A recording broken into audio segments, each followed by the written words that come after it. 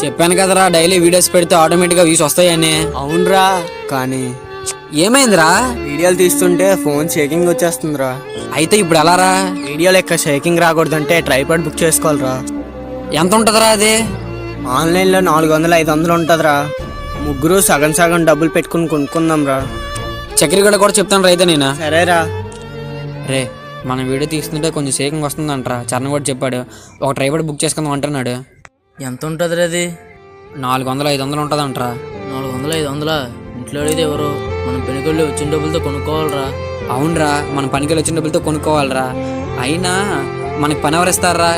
నాకు తెలిసిన మేస్త్రి ఉన్నాడురా, అతన్ని వెళ్ళి అడిగితే పని దొరుకుతుంది.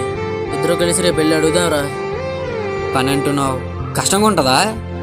కష్టంగా ఉండదు, నేను ఉన్నాను కదా, నేను చూసుకుంటానులే.